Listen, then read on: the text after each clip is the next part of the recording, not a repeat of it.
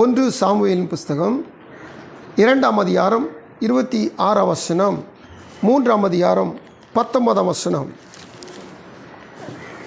Samuel என்னும் பிள்ளையாண்டானோ பெரியவனாக வளர்ந்து கர்த்தருக்கும் மனுஷருக்கும் பிரியமாக நடந்து கொண்டான்.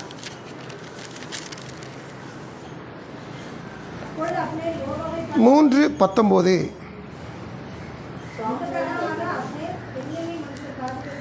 ஒன்று சாமுவேல் 3:19. வளர்ந்தான், கர்த்தர் அவனோடே கூட இருந்தார். அவர் தம்முடைய எல்லா வார்த்தைகளிலும் ஒன்றையாகிலும் தரையிலே குளித்து போகவிடவில்லை. ஆமென். தொடர்ந்து இந்த மாசத்தின் வார்த்தை ஒருத்தங்க வாசிக்கலாம். என்ன வசனம் வாசிக்கலாம்?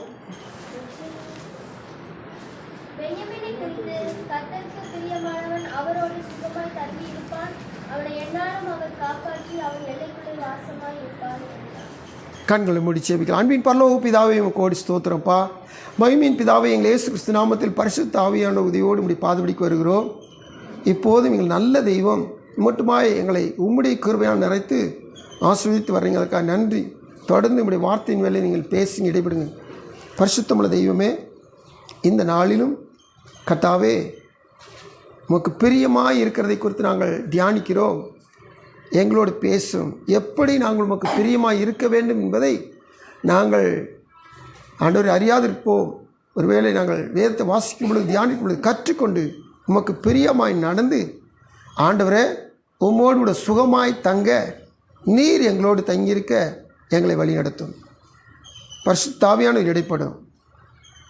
வசனத்தை கேட்குற பிள்ளைகளையும் வசனத்தை சொல்கிற நம்முடைய அடிமையும் பலப்படுத்தும், பயன்படுத்தும். மந்தாரங்களை எடுத்து போடும். உற்சாகத்தினாவில் நிரப்பும். ரட்சகர் இயேசு கிறிஸ்துவினால் வேண்டுகிறோம், ஜெபம் கேளும் நல்ல பிதாவே, ஆமென். ஹல்லேலூயா. கர்த்தருடைய நாமம் மகிமைப்படுவதாக. நம்ம வாசித்த 1 சாமுவேல் 2:26 சாமுவேல் என்னும் பிள்ளையாண்டானோ பெரியவனாக வளர்ந்து கர்த்தருக்கும் மனுஷருக்கும் பிரியமாக நடந்து கொண்டான். ஹல்லேலூயா. ஆண்டவர் உபாகமம் 33ஆம் அதிகாரத்தில் நம்ம வாசித்த 12ஆம் வசனத்தில் ஒரு வாக்கு கொடுத்தார். பென்யமீனை குறித்து, கர்த்தருக்கு பிரியமானவன் அவரோட சுகமாய் தங்குவான். அப்போது ஒருவேளை பென்யமீனை குறித்து நம்ம தியானிக்கலை. ஏன் சொன்னீங்கன்னா, பென்யமீனை குறித்து அவங்க அப்பா ஆசீர்வதிக்கும் போது சொன்னார், பென்யமீன் பீறுகிற ஓனாய். அதனால் ஒருவேளை அவருடைய காரியங்களை குறித்து நம்ம தியானிக்கலை. ஆனால் மோசே சொல்கிறார், கர்த்தருக்கு பிரியமானவன் அவரோட கர்த்தரோட சுகமாய் தங்கியிருப்பான். ஒருவேளை அவரை குறித்து சொன்னாரோ, பின்னாடி வசனத்தை வாசிக்கிறவங்க அல்லது இந்த வசனத்தை வாசித்து கை கொள்ள வேண்டிய அவசியத்தில் இருக்கிற நமக்கு சொன்னார்னு நான் விசுவாசிக்கிறேன். தேவசனம் காத்துக்கிற தேவ பிள்ளைகளே, அநேக வாக்குகள் அன்னைக்கு பலிக்காட்டாலும் கூட அதுக்கு அடுத்து வருகிற அனைத்து சந்ததிகளுக்கும் அது பலிக்கிறதா காணப்படுது. இந்த வாக்கு மெய்யாவே நம்முடைய வாழ்வில் நம்மை அது ஆசீர்வதித்து நடத்த வல்லமையில் தான் இருக்கிறது. ஆமென். ஹல்லேலூயா. நாம் கர்த்தருக்கு பிரியமாக நடந்துக்கிட்டோம்னா அவரோடு என்ன செய்யலாம்னா சுகமாய் தங்கலாம். போன வாரத்தில் ஏனோக்கை குறித்து நம்ம தியானித்தோம். அதுக்கடுத்து தெசலோனிக்கே சபையை குறித்து நம்ம தியானித்தோம். இந்த சபையும் அந்த ஏனோக்கும் கர்த்தருக்கு பிரியமாக இருந்ததுனால கர்த்தரோடு சுகமாய் தங்கினான். இன்றைக்கி இந்த சாமுவேல் என்று சொல்லப்படுதுன்னு அன்னாள் பெற்ற அருமையான தவ புதல்வன். இந்த சாமுவேலை குறித்து நம்ம தியானிக்கிற பொழுது, சாமுவேல் கர்த்தரால் கேட்டு பெற்றுக்கொள்ளப்பட்ட ஒரு அருமையான ஒரு மகன். பிறந்து பால் குடி மறந்த மாத்திரத்தில் ஆண்டுடைய ஆலயத்தில் கொண்டு விட்டுட்டாங்க. ஆண்டுடைய சமூகத்தில் இந்த சாமுவேல் முழுக்க முழுக்க வளர்கிறார். எப்போதுமே ஆண்டுடைய சமூகத்தில் இருக்கிறதுனாலையோ என்னமோ தெரியல, இந்த சாமுவேல் கர்த்தருக்கும் பிரியமாக நடந்துக்கிட்டானா, மனுஷருக்கும் பிரியமாக நடந்துக்கிட்டானா. ஹல்லேலூயா. ஸ்தோத்திரம். அநேக உலகத்தார், உலகத்தில் இருக்கிற ரொம்ப பேர் என்ன சொன்னால், உலகத்தில் இருக்க மனுஷனுக்கு என்ன சொன்னால் எப்படியாவது பிரியமாக நடந்துக்கிற பார்ப்பாங்க. ஒரு சிலர் ஆவிக்கிற வாழ்க்கைக்கு வந்தவர்கள் அவங்க கர்த்தருக்கு நான் எப்படி பிரியமாக நடக்க சொல்லி யோசித்து பார்த்து கர்த்தருக்கு பிரியமாக நடந்துக்குருவாங்க. ஆனால் இந்த சாமுவேலை குறித்து வேதம் சொல்கிறது, இந்த சாமுவேல் கர்த்தருக்கும் மனுஷருக்கும் பிரியமாக நடந்து கொண்டான். அல்லேலூயா, கர்த்தருக்கு ஸ்தோத்திரம். இவனுடைய வார்த்தை நம்ம திரும்ப ஒரு வசனத்தை வாசித்தோம். 3ஆம் அதிகாரத்தில் 19 வசனம் வாசித்தோம்.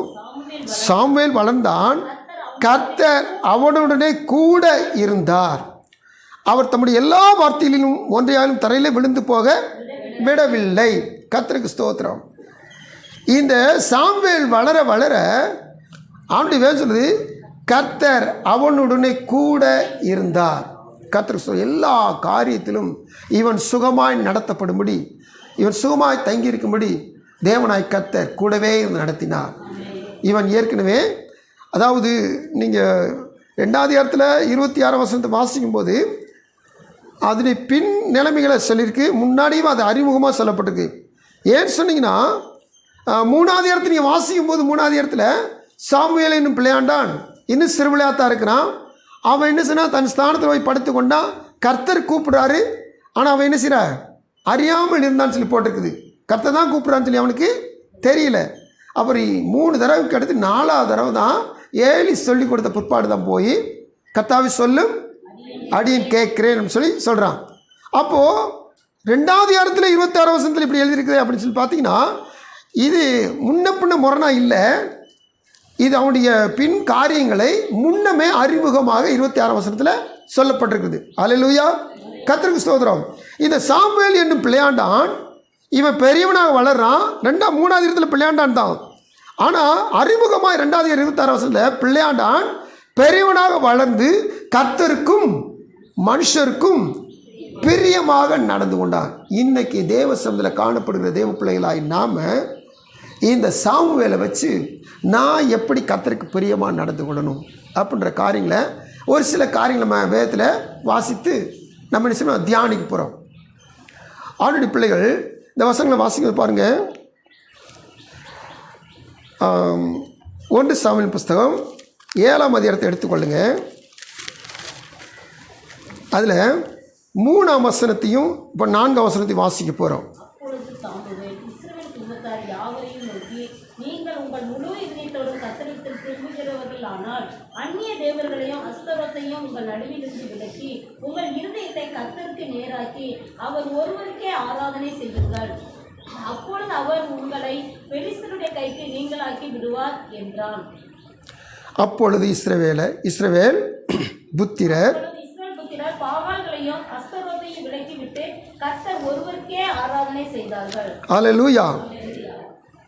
இப்போது சாமுவேல் வளர்ந்துட்டார், தீர்க்கதரிசியாக இருக்கிறார், நியாயாதிபதியாக இருக்கிறார், ஜனங்களை நியாயம் விசாரித்து நடத்துகிறவராக இருக்கிறார். இவர் ஊழியம் செய்ய தொடங்கிட்டார். ஊழியம் செஞ்ச மாத்திரத்தில் இவர் செஞ்ச முதல் காரியம் என்னன்னு சொல்லி கேட்டிங்கன்னா, புதிய ஏற்பாட்டில் யோவான் எப்படி அல்லது ஆண்டவர் இயேசு எப்படி மனம் திரும்புதலை குறித்து முதல் பிரசங்கம் பண்ணாங்க. இந்த மனம் திரும்புதலுக்கு ஆங்கிலத்தில் ரிப்பன்ட்.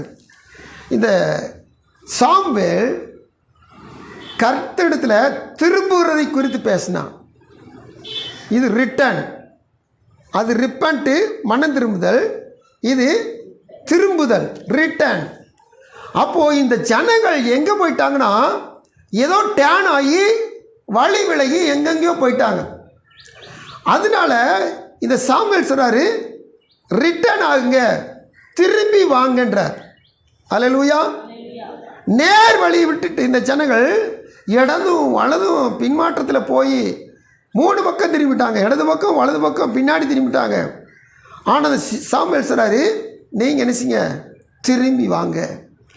இந்த நம்ம வாசித்த 3ஆம் வசனத்தில் சாமுவேல் இஸ்ரவேல் குடும்பத்தார் யாவரை நோக்கி, நீங்கள் உங்கள் முழு இருதயத்தோடும் கர்த்தரிடத்தில் திரும்புகிறவர்களானால், முழு இருதயத்தோடும் கர்த்தரிடத்தில் திரும்புகிறவர்களானால் அந்நிய தேவர்களையும் அஸ்தரோத்தையும் உங்கள் நடுவிலிருந்து விலக்கி உங்கள் இருதயத்தை கர்த்தருக்கு நேராக்கி அவர் ஒருவருக்கே ஆராதனை செய்யுங்கள், அப்பொழுது அவர் உங்களை பெலிஸ்தருடைய கைக்கு நீங்களாக்கி விடுவார் என்றான். அநேக காரியங்களை இந்த ஒரு வசனத்துக்குள்ள வேதம் நமக்கு விளக்கி காண்பிக்குது. தேவனுடைய சமூகத்தில் எல்லா பிள்ளைகளும் வழிவிலகி போன பிள்ளைகள் எல்லாரும் தேவனுடைய சமூகத்தில் திரும்பி வர வேண்டும். திரும்பி வந்தவர்கள் கர்த்தருக்கு ஆராதனை செய்ய வேண்டும். இப்படி ஆராதனை செய்யும் போது இந்த பிள்ளைகள் என்ன செய்யணும்னா, ஒதுக்க வேண்டியதையும் விளக்க வேண்டியதையும் அகற்ற வேண்டியதையும் அனைத்து நினைச்சுன்னா ஒதுக்கி தள்ளி விட்டுட்டு அப்புறம் தான் ஆராதனை செய்யணுமா. அல்லேலூயா. ஏன்னா ஆண்டவர் புதிய ஏற்பாட்டில் பவுல் மூலம் சொல்லி வச்சிருக்கிறார், ஒளிக்கும் இருளுக்கும் இல்லை,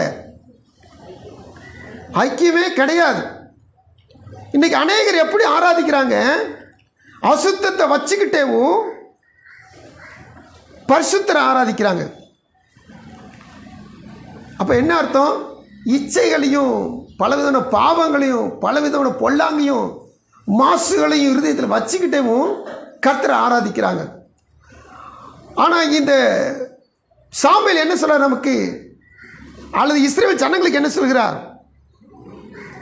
அந்நிய தேவர்களையும் அஸ்தரோத்தையும் உங்கள் நடுவிலிருந்து விலக்கி, எக்காரணம் கொண்டும் நம்ம பழைய மனுஷனை பாவ மனுஷனை நாம் என்ன செய்யணும், அடக்கம் செய்யணும். அல்லேலூயா. யாதாம் ஒருவர் இந்த தண்ணீரில் மூழ்கி ஞானஸ்தானம் எடுக்கிறாங்கன்னா, இந்த ஞானஸ்தானம் எடுத்தவங்க எங்கே போயிட்டு வந்திருக்கிறாங்கன்னு அர்த்தம், அடக்கத்துக்கு போயிட்டு வந்திருக்காங்கன்னு அர்த்தம். அடக்கத்துக்கு அடக்கம் பண்ண போயிட்டு வரல, அடக்கம் ஆகியிருக்கிறாங்கன்னு அர்த்தம். சொல்கிற காரியம் விளங்குதா? என்ன விளங்கு சொல்லுங்க. அதாவது அடக்கத்தை மட்டும் நான் கேட்குறேன். யாதாம் ஒருவர், இப்போ நம்ம ரொம்ப பேர் இங்கே ஞானஸ்தானம் எடுத்தவங்க இருக்கிறோம். நான் ஞானஸ்தானம் எடுத்தவன், நான் ஞானஸ்தானம் எடுத்துட்டேன்னா நான் என்னைக்கு தண்ணியில் முழுகி ஞானஸ்தானம் எடுத்தனோ அன்னைக்கு நான் அடக்கம் பண்ணப்பட்டுட்டேன்னு அர்த்தம். இந்த சரீரம் இந்த தண்ணிக்குள்ள முழுகும் போது நான் அன்னைக்கோடு அது வரைக்கும் செஞ்ச பாவத்துக்கெல்லாம் நான் என்ன செய்யறேன்னா செத்து அடக்கம் பண்ணப்படுன்னு அர்த்தம். அப்போ அடக்கம் பண்ணப்பட்டாச்சு. அந்த பாவமும் அந்த பாவ மனுஷனும் தண்ணியில் மூழ்கிற பொழுது அது அடக்கம் பண்ணப்பட்டாச்சு. திரும்பி நான் வருகிற பொழுது கர்த்தரை தொழுது கொள்கிறனா தான் வரணும், கர்த்தரை ஆராதிக்கிறனா தான் வரணும், பரிசுத்தமாய் வாழ்கிறனா தான் நான் வரணும். ஆனால் இன்னைக்கு ரொம்ப பேர் என்ன செய்கிறோம், இந்த வசனம் போட்டுருக்கு, அஸ்திரத்தையும் அந்நியத்தையும் விளக்கிட்டு கர்த்தரை ஆராதிக்கன்னு சொன்னால் இன்னைக்கு அநேகர் என்ன சொன்னால் ஃபார்மாட்டிக்கு அவங்க சொன்னாங்க, இவங்க சொன்னாங்க, ஞானஸ்தானம் எடுத்தால் உங்கள் குடும்பத்தில் நல்லாயிரும் சொன்னாங்க, ஞானஸ்தானம் எடுத்தால் கொஞ்சம் வாழ்க்கையில் முன்னேறலாம்னு சொன்னாங்க, ஞானஸ்தானம் எடுத்தால் கதை ஜபத்தை கேட்பான்னு சொன்னாங்க. இப்படி ஏதாவது ஒரு புறமான காரியத்தை வச்சுட்டு ஞானஸ்தானம் சொன்னால் என்னானே தெரியாம எடுக்கிறாங்க. இப்போ ஞானஸ்நானம், ஸ்நானம் பண்ணுதல் அப்படின்னா என்ன அர்த்தம்னா பாவத்துக்கு மரித்து அந்த பாவத்தில் மரித்த மனுஷனை அடக்கம் பண்ணுதல். இது இயேசுவுக்கு சாயல், இயேசுக்கு ஒப்பு. இயேசு எப்படி அடக்கம் பண்ணப்பட்டாரோ அதுக்கு ஒப்புமை. அடுத்து முழுகிற நாம் எந்த போதரால் நம்ம முழுகி ஞானஸ்நானம் இருக்கிறோமோ அவர் முக்கி தண்ணிந்து வெளியே எடுப்பார். முக்கின மாத்திரத்தில் அடக்கம் பண்ணப்பட்டாச்சு. வெளியே வந்த மாத்திரத்தில் இயேசுவின் சாயலில் நாம் உயிர் தெழுகிறோம். ஹல்லேலூயா. அப்போ எக்காரணம் கொண்டும் பாவ வாழ்க்கை ஞானஸ்தானம் பெற்றவருடைய வாழ்க்கையில் இருக்கக்கூடாது. இதை சாமுவேல் அன்னைக்கே சொல்லிட்டார். அஸ்திரத்தையும் அந்நிய தேவர்களையும் என்ன செய்யணும், உங்களை விட்டு அகற்றி போட்டுருங்க. இன்னும் உங்களுக்குள்ள ஏதாவது விக்கிரகத்து மேலே பாசம் இருக்கா, விக்கிரகத்து மேலே உங்களுக்கு பிரியம் இருக்குதா, உங்கள் மேலே தேவன் பிரியமாக இருக்க மாட்டார். அதனை பாஸ்டர், நான் ரட்சிக்கப்பட்டு ஆவிக்கிற சபைக்கு வரேன், நான் எப்படி நான் விக்கிரகத்து மேலே பாசமாக இருப்பேன், நான் எப்படி விக்கிரகத்தை நேசிப்பேன், நீங்கள் எப்படி இப்படியெல்லாம் தப்பாக பிரசங்கம் பண்ணுறீங்கன்னு சொல்லி கேட்கலாம். ஆனால் வேதம் சொல்லுது, கொலோசியரையும் எபேசியரையும் வாசிக்கிற பொழுது இந்த பொருளாசை யாருக்கு இருந்தாலும் சரி, ஒரு இச்சை யாருக்கு இருந்தாலும் சரி, அது ஒரு விக்கிரக ஆராதனை. இதை டைரக்டாக இப்படி சொல்லலாம், தேவனுக்கு கொடுக்குற இடத்த நீங்கள் வேறு எதுக்கெல்லாமே கொடுக்குறீங்களோ, தேவன் இருக்க வேண்டிய இடத்த நீங்கள் எதுக்கெல்லாம் கொண்டு வைக்கிறீங்களோ அப்படி நீங்கள் கொடுத்துட்டிங்கன்னா நீங்கள் விக்கிரகத்தை நேசிக்கிறீங்கன்னு அர்த்தம். நீங்கள் நினச்சிக்கிட்டீங்க விக்கிரம்னா இங்கிட்டு போகிற வழியில் ஒரு கோயில் இருக்கும், கோயிலில் ஒரு சிலை இருக்கும், அதான் விக்கிரம்னு நினைக்கிறீங்க. அதுவும் ஒன்று தான். அதுக்கடுத்து தேவனுக்கு கொடுக்க வேண்டிய ஸ்தானத்தை நம்ம எதுக்கெல்லாம் கொடுக்குறோமோ அதெல்லாம் நமக்கு ஒரு விக்கிர ஆராதனை. அல்லேலூயா. காலையில் எழுந்த மாத்திரத்தில் கர்த்தரை தேட வேண்டும் சொல்லி கர்த்தருடைய வேதம் சொல்லுது. அப்போது காலையில் எழுந்த மாத்திரத்தில் கர்த்தரை தேடன்னு சொன்னீங்கன்னா கர்த்தருக்கு முதலிடம் கொடுக்கணும்னு அர்த்தம். இப்போ காலையில் எழுந்த மாத்திரத்தில் நீங்கள் ஒரு தொலைக்காட்சி அல்லது நீங்கள் கையடக்க கைபேசி அல்லது நீங்கள் ஏதாவது உங்கள் வீட்டுக்கு வருகிற நாளிதழ்கள் இதுக்கெல்லாம் நீங்கள் எதுக்காவது ஒன்று முதலிடம் கொடுத்தீங்கன்னா நீங்கள் இயேசு வைக்கிற இடத்துல எதை வச்சுருக்கீங்க? இப்போது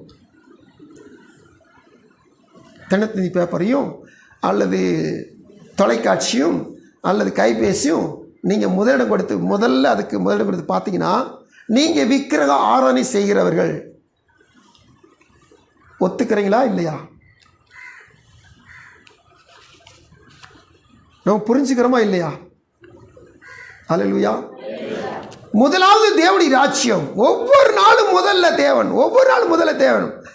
அந்நிய தேவர்களை விளக்குறதுனா என்ன அர்த்தம்? நான் எந்திரிச்ச மாத்திரத்தில் என் தேவனுக்கு தாங்க முதல்ல ஸ்தோத்திரம் பண்ணணும். என் தேவனை தான் நான் முதல்ல தேடணும். தேவனுடைய வேதத்துக்கு தான் நான் முதல்ல கொடுக்கணும். பரபரப்பான ஒரு சூழ்நிலை, நைட்டில் ஒரு சம்பவம் நடந்திருக்கும். காலையில் எழுந்திரிச்சோமோ என்ன நடந்துச்சோ எது நினச்சோ உடனே ஓப்பன் பண்ணி பாருங்கள், நெட்டை ஓப்பன் பண்ணி பாருங்கள் அப்படின்னு சொல்லி பார்த்தா அங்கே தேவனுடைய முதலிடம் கிடையாது. தேவனுக்கு முதலிடம் கிடையவே கிடையாது. இதெல்லாம் விலைக்கு தேவனை தேடலாக இருப்போம் சொன்னால் அதுக்கடுத்து ஆராதனை செய்யணுமா? சாமுவேல் அப்படித்தான் இந்த ஜனங்கள் நடத்தினார். இந்த ஜனங்களும் அந்த 4 வருஷம் அப்படித்தான் செஞ்சாங்க. இப்படி ஒரு மனுஷன் கர்த்தருக்கு பிரியமான ஆராதனை செய்யும்படி ஜனங்களை நடத்தினபடினால் இந்த மனுஷன் கர்த்தருக்கு பிரியமான மனுஷனாக மாறி போனான். ஹல்லேலூயா, ஹல்லேலூயா. இன்னும் இந்த ஆராதனை குறித்து நம்ம நல்லா தெரிஞ்சுக்கிறோம். வேதம் சொல்லு பாருங்க, அந்நிய தேவர்களையும் அஸ்தரோத்தை என்ன செய்யணும்? நம்மளை விட்டு விளக்கிடணும். கர்த்தர் ஒருவருக்கு ஆராதனை செய்யணும். அப்போ தான் கர்த்தர் என்ன செய்வாராம்? பெலிஸ்தருடைய கைக்கு. இப்போ பெலிஸ்தர் ஒரு நாடு, ஒரு கூட்டம் வச்சுங்க. இப்போ சாமுவேல் பெலிஸ்தர் சொல்கிறாரு. ஆனால் இன்றைக்கி ஆவிக்கிற வாழ்க்கை வாழ்கிற நமக்கு பெலிஸ்தர் இடத்துல நம்முடைய சத்ருவின் கைக்கு நம்மை நீங்களாக்கி விடுவார், அல்லது போராடுகிற போராட்டத்தின் பிசாசின் கைக்கு நம்மை நீங்களாக்கி விடுவார், அல்லது எதற்காண்டி நம்ம ஜெபத்தில் தேவ சமூகத்தில் மன்றாடி கொண்டிருக்கிறோமோ அந்த மன்றாட்டுக்கு கர்த்தர் பதில் கொடுப்பார். ஏன்னு சொன்னீங்கன்னா விளக்க வேண்டியது விளக்கி, கை கொள்ள வேண்டியதை கை கொண்டு கர்த்தரை ஆராதிக்க வேண்டும். இந்த கர்த்தரை ஆராதிக்கிறதுக்கு அசுத்தத்தோடு கர்த்தரை ஆராதிக்க வரவே கூடாது. அல்லேலூயா. நம்ம மாதத்தில் ஒரு நாள் பந்திக்கு முன்னாடி தேவ சமூகத்தில் ஆண்டவரே என்னை மன்னிங்கப்பா அப்படின்னு சொல்லி கேட்டு, எனக்கு உரமாக பாவம் செஞ்சு மன்னிச்சிரு ஆண்டவரேன்னு சொல்லி நம்ம பாவ மன்னிப்பு பெற்றுக்கொள்கிறோம், பாவ மன்னிப்பு கொடுக்குறோம், அதுக்கடுத்து திருவிழா பெற்றுக்கொள்கிறோம். இதுவும் நல்ல ஒரு காரியம்தான்.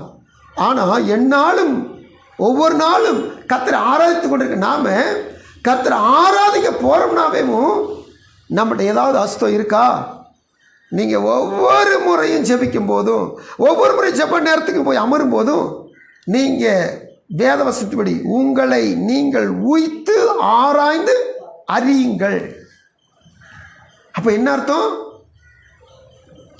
நேற்று நைட் நான் படுக்கும்போது ஜெபம் பண்ணேன், அதுக்கடுத்து இன்றைக்கி நான் பகலில் ஜெபம் பண்ண போகிறேன். இந்த இடைவெளியில் நான் ஏதாவது கர்த்தருக்கு பிரியமில்லாத செஞ்சேன்னா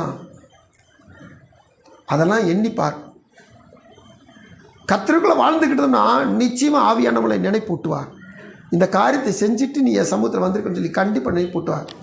அப்படி நேரத்தில் அந்த உணர்வு வந்து மாற்றத்தில் அதற்கான இருந்துச்சுன்னா ஆண்டுகிட்ட மன்னிப்பு கேட்கணும், அல்லது அந்த குறித்த நபர்கிட்ட மன்னிப்பு கேட்டணும், அல்லது செஞ்ச செல்லுக்காக மனம் வருந்தணும்.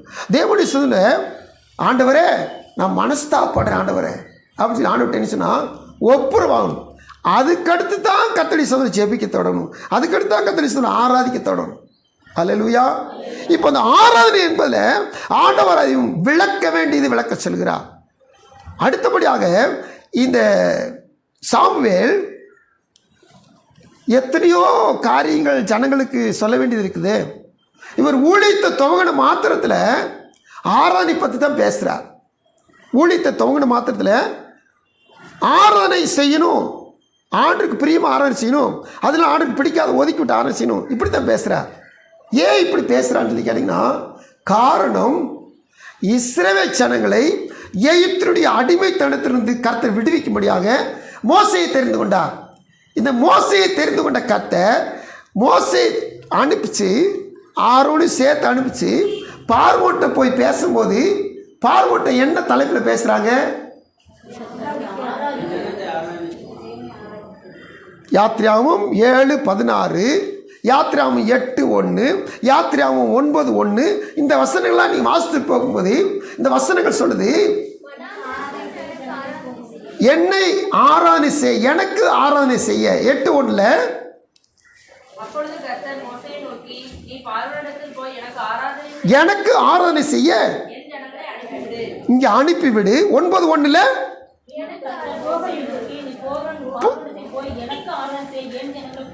போக விடு, அனுப்பு, போக விடு. நல்லா கவனிச்சு பாருங்க தேவசுந்தர காத்துக்கு தேவ பிள்ளைகளே. அப்போ எகிப்தில் அடிமைப்பட்டு கிடந்த ஜனம் இப்போ அவங்க விடுதலை ஆகணும்.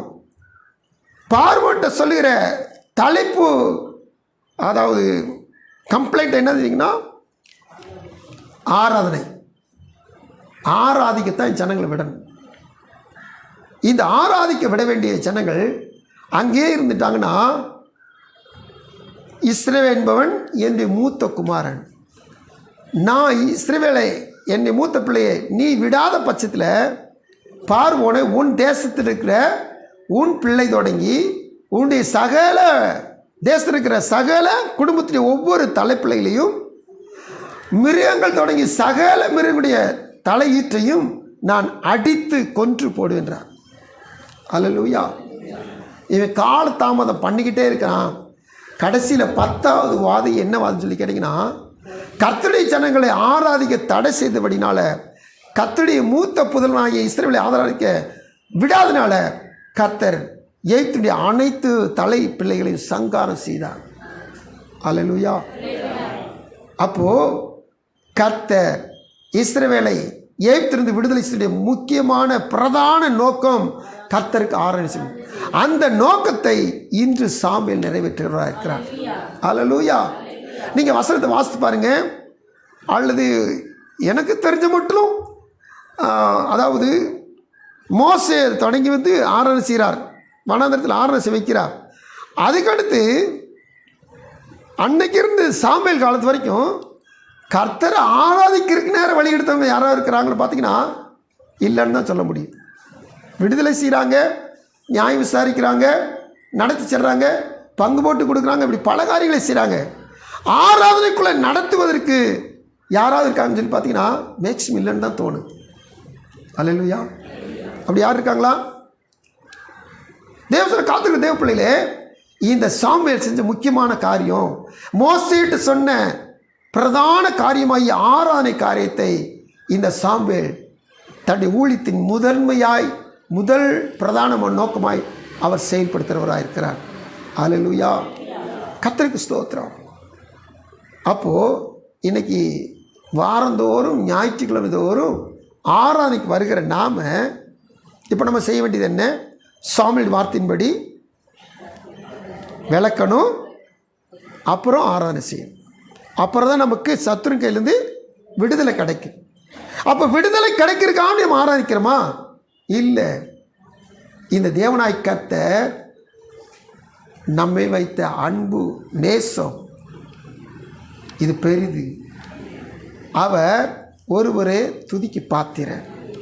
வசனம் சொல்லுது 43ஆம் அதிகாரம் ஏசாயாவில் 21ஆம் வசனம், மனப்பாடமாக எல்லாம் சொல்கிற வசனம். இந்த ஜனத்தை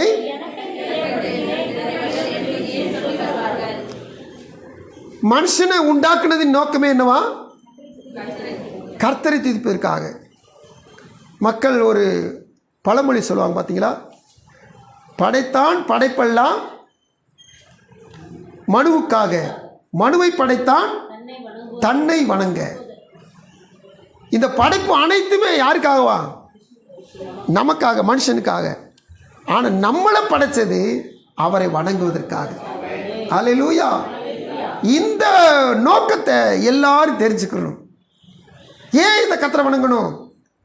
எவ்வளவு எனக்கு தந்திருக்கிறார். ஆதாம் அவள்கிட்ட பார்த்து என்ன சொன்னார்? பூமியில் இருக்க அனைத்து என்ன செய்யுங்க? ஆண்டு கொள்ளுங்கன்றார்.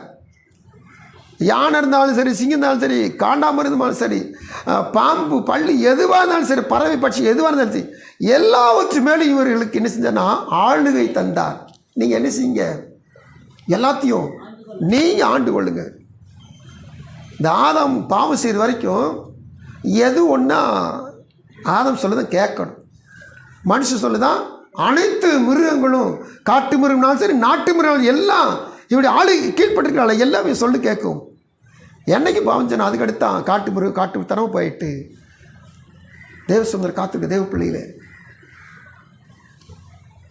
தன்னை வணங்கும்படியாய் தேவன் மனுஷனை உண்டாக்கினார். இந்த ஜனத்தை எனக்கென்று ஏற்படுத்தினேன், இவர்கள் என் துதியை சொல்லி வருவார்கள். அப்போ துதி சொல்ல வேண்டியவர்கள் இப்போ துதி, ஸ்தோத்திரம், ஆராதனையை கர்த்தருக்கு எடுத்துக்கொண்டே இருக்கணும். என்ன காரணம்? எனக்கு இவ்வளவு தந்த ஆண்டவரை நான் மகிமைப்படுத்த வேண்டும். அல்லேலூயா. இன்னைக்கு இப்போ நம்ம பார்த்துக்க பாண்டட்ட என்ன ஆண்டவர் எனக்கு தந்திருக்கீங்க. அன்னைக்கு ஆதாமுக்கும் ஏவாளுக்கும் எல்லாமே கையளிக்கப்பட்டிருக்குது. அது இன்னைக்கு வரைக்கும் நமக்கு கொடுக்கப்பட்டிருக்குது. வாக்கு மீறினதுனால, பாவம் செஞ்சதுனால இது எல்லாம் நம்ம கையை விட்டு இழந்து பிசாசின் கையில் போய் என்ன செஞ்சிருச்சு? அகப்பட்டுக்கிருச்சு. அதனால பிசாசு கூட ஒரு நாள் ஆண்டவர் இயேசுட்ட வந்து சொல்லும்போது சொன்னான், சோதிக்கும் போது சொன்னான், இது எல்லாம் எனக்கு கொடுக்கப்பட்டிருக்குது, நீ என்னை பணிந்து கொண்டால் எல்லாவற்றையும் உனக்கு நான் தருவேன்னு சொன்னான். எப்போ இவன் ஆட்டை வாங்கினா, எப்படி இயேசு கொடுப்பா? இந்த ஆதாமை பாவம் செய்ய வச்சு ஆதாம் கையில் இருந்த அதிகாரத்தை இவன் வாங்கிக்கிட்டான். அல்லேலூயா. கர்த்தருக்கு ஸ்தோத்திரம். இப்போ ஏசுனாருக்கு அது தரேன்னு சொல்கிறான். தேவ பிள்ளைகளே, ரொம்ப ஜாக்கிரதையாக இருக்கும். அவருடைய சொந்தத்தில் நமக்கு கர்த்தர் அனைத்தையும் ஆளுகை செய்கிற அதிகாரத்தை கொடுத்துருக்க முடியாது. ஆளுகை செய்கிற அதிகாரத்தை கொடுத்த அந்த ஆண்டவரை நம்ம எப்போவுமே துதித்து ஸ்தோத்திரித்து ஆராதித்து கொண்டே இருக்கணும். அல்லேலூயா, ஸ்தோத்திரம். சரி, இந்த ஆண்டவரை இந்த சாமுவேல் சொன்னார், அந்நிய கிரியைகளையும் அஸ்திரோத்துகளையும் அந்நிய தேவர்களையும் விலக்கி ஆராதனை சொன்னார். இப்போ இது சங்கீதத்தில் வரும்போது இந்த ஆராதனை எப்படியா மாறுதுன்னு பாருங்கள். கர்த்தருக்கு ஸ்தோத்திரம். 3 இடத்துல ஒரே வசனம் வரும். ஆனால் 3 இடத்துலையும் ஒவ்வொரு காரணத்தை சொல்லி சொல்லி இந்த வசனம் வரும். 1 நாளாகமும் 16:29, சங்கீதம் 29:2, சங்கீதம் 96:9. முதல்ல 1 நாளாகவும் வாசிங்க.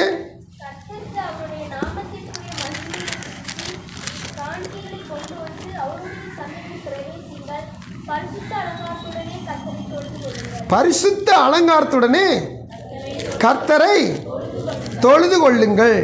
அவனுடைய வார்த்தை நல்லா கவனிச்சு பாருங்க. இந்த வார்த்தை சொல்லுது 1 நாளாம் 16:29, கர்த்தருக்கு அவருடைய நாமத்திற்குரிய மகிமையை செலுத்தி காணிக்கைகளை கொண்டு வந்து அவருடைய சந்நிதியில் பிரவேசியுங்கள். இந்த காரியத்தை செஞ்சுட்டு நம்ம என்ன செய்யணுமா? பரிசுத்த அலங்காரத்துடனே கர்த்தரை தொழுது கொள்ள வேண்டும். அந்நிய தேவர்களையும் அஸ்திரோத்தை விளக்க வேண்டும் சொல்லி அவர் அன்னைக்கு சாமுவேல் சொன்னார். இப்போ சங்கீதக்கார் சொல்கிறாரு, 1 நாளாகவும் சொல்லுகிறது, வேதம் சொல்லுகிறது, தேவ சமூகத்தில் நாம் எப்படி தொழுது கொள்ள வேண்டுமா? அங்கே விளக்க வேண்டியது விளக்கியாச்சு. அதுக்கடுத்து தொழுது கொள்கிற பொழுது பரிசுத்த அலங்காரத்துடனே. கர்த்தருக்கு ஸ்தோத்திரம். இன்றைக்கி சமீபத்தில் நடக்கிற ஆராதனைலாம் நீங்கள் நேரடியாக போய் பார்க்குறீங்களோ தெரியாது, எல்லோரும் செல்ஃபோன் பார்க்குறதுனால தெரியும். பரிசுத்த அலங்காரத்துடன் தொழுது கொள்ள வேதம் சொல்லுது. எங்கே பார்த்தாலும் அலங்கார லைட்டுகளை வச்சு தொழுது கொள்கிறாங்க, அலங்கார புகைகளை வச்சு, கலர் புகைகளை வச்சு தொழுது கொள்கிறாங்க, கலர் லைட்டுகளையும் கலர் புகைகளையும் எழுப்பி தொழுது கொள்கிறாங்க. ஒரு பண்டிதர் அப்படி சொன்னார், அங்கே பரிசுத்தம் இருக்குதோ இல்லையோ, பரிசுத்த அலங்காரம் இருக்குதோ இல்லையோ, உலக பிரகாரமான அலங்காரம் அதிகமாக இருக்குது. அதுக்கடுத்து பார்த்தீங்கன்னா ஸ்திரீகள் பரிசுத்த அலங்காரத்துடைய அலங்கரித்து தங்களை புருஷருக்கு சேவை செய்தார்னு வேதத்தை வாசிக்கிறோம். இப்போ ஆராதிக்கிற ஸ்திரீகளும் சரி, ஆராதிக்கிற புருஷர்களும் சரி, தங்களை வெளியரங்கமான என்ன செய்யனா அலங்காரத்தினால் அலங்கரித்து கர்த்தரை ஆராதிக்கிறாங்க. அப்போது தேவனுடைய சமூகத்தில் பரிசுத்த அலங்காரத்துடனே கர்த்தரை தொழுதுன்னா என்ன? இந்த பரிசுத்தை எங்கே காணப்படணும்?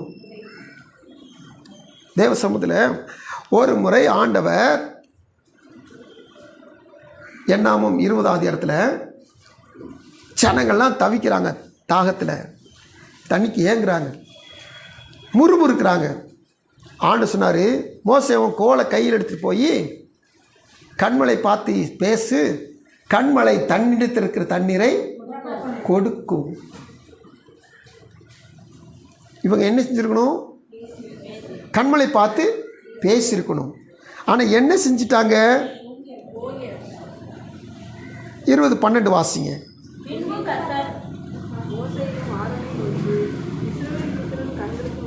இஸ்ரவேல் புத்திரர் கண்களுக்கு முன்பாக என்னை பரிசுத்தம் பண்ணும்படி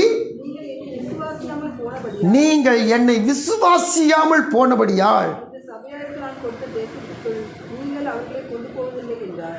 இங்கே விசுவாசத்தை குறித்து பேசலை, அல்லது மற்ற காரியங்களை குறித்து பேசலை. இந்த மோசையும் இந்த ஆரோனும் ஏன் கானானுக்குள்ள நுழைய? என்னை பரிசுத்தம் பண்ண வேண்டிய நீங்கள். ஸ்தோத்திரம். இங்கே என்னங்க ஏசுனார, சாரி கர்த்தரை இவங்க பரிசுத்தம் பண்ணணும். அவர் சொன்னதை அப்படியே ஒபே பண்ணால் இப்போ கர்த்தர் பரிசுத்தமாக இருக்கிறாருன்னு அர்த்தம். அவங்க சொல்கிறது அப்படி கீழ்ப்படியாமல் போனதுனால பரிசுத்தம் உள்ள கர்த்தர் இப்போ பரிசுத்த குலைச்சலாக மாறி போனார். இவங்க பரிசுத்த குலைச்சல் ஆக்கிட்டாங்க. இங்கே பாருங்கள், நல்லா தெரிஞ்சுங்க, வசனத்தையும் தியானத்தையும் குழப்பிடக்கூடாது. அவர் என்னைக்கு பரிசுத்தர் தான், கர்த்தர் என்றைக்குமே பரிசுத்தர் தான். ஆனால் நம்ம நடந்துக்கிற நடக்கை நிமித்தமாக, சில காரியங்கள் நிமித்தமாக அவர் நம்ம என்ன பரிசுத்த குலைச்சல் ஆக்கிடுறோம். அவரே பரிசுத்த குலைச்சலை உண்டாக்கிறோம். ஆனால் அவர் என்னைக்கு பரிசுத்தர் தான், அதில் மாற்றமே கிடையாது. நாம் செய்கிற நடவடிக்கை நிமித்தமாக அவர் பரிசுத்த குலைச்சல் ஆக்கிறோம். ஜனங்கள் நடுவில், இஸ்ரவேல் ஜனங்கள் நடுவில் இவங்க தேவன் சொன்னபடியே நடந்துருந்தாங்கன்னா அங்கே கர்த்தர் இன்னும் மகிமைப்பட்டிருப்பார், பரிசுத்தமாக இருப்பார். கர்த்தர் சொன்னது ஒன்று, இவங்க செஞ்சது ஒன்று. என்றைக்குமே அசுத்தத்தை விளக்கிறீங்கன்னா விளக்கெடுத்து ஆராதனை செய்யணும். இல்லை ஆண்டவரை இப்படித்தான் ஆராதனை செய்ய முடியும், என்னால் முடியலை அப்படின்னு சொன்னால் அதை ஏற்றுக்கிறவே முடியாது. பரிசுத்த அலங்காரத்தில் தான் தொழுது கொள்ளணும்.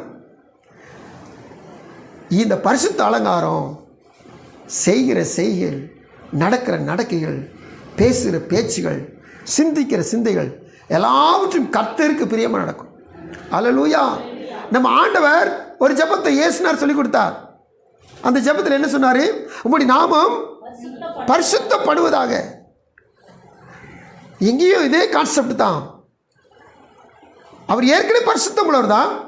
ஆனால் இங்கே வசனத்தில் ஆண்டவர் என்ன சொல்லி தராரு, ஜெபத்தில் என்ன சொல்லி தராரு? உம்முடைய நாமம் பரிசுத்தப்படுவதாக. அவர் ஏற்கனவே பரிசுத்தர் தானே, ஏன் பரிசுத்தப்படுவதான்னு சொல்கிறாங்க, சொல்லி கொடுத்தாங்க. நான் செய்கிற செயல், நான் நடக்கிற நடக்கையில் எல்லாவற்றும் நான் பரிசுத்தமாக நடக்க அவர் பரிசுத்தமாக்கிட்டே இருப்பார். ஹல்லேலூயா, ஹல்லேலூயா. கர்த்தருக்கு ஸ்தோத்திரம். தேவ சமூகத்தில் இன்றைக்கி அநேக காரியங்கள் இருக்குது. இந்த உலகப்புறமான காரியங்கள், அதாவது எம்எல்எம்னு சொல்லி ஒன்று இருக்குது பார்த்தீங்களா, மல்டி லெவல் மார்க்கெட்டுன்னு சொல்லி ஒருத்தரை சேர்த்து விட்டால் அவங்களுக்கு என்ன செய்யுமா, பணம் சேருமா. அவங்க 10 பேரை சேர்த்து விட்டால் அவங்களுக்கு பணம் சேரும். இப்படி ஆட்களை சேர்க்க சேர்க்க அவங்களுக்கு என்ன செய்யணும், கமிஷன் கூடிக்கிட்டே இருக்குது. இப்படி ஒரு மார்க்கெட் இருந்துச்சு, ரொம்ப நாளாக இருந்துச்சு. அப்புறம் அது தடை செஞ்சுட்டாங்க. நல்லா கவனிச்சு கேளுங்க.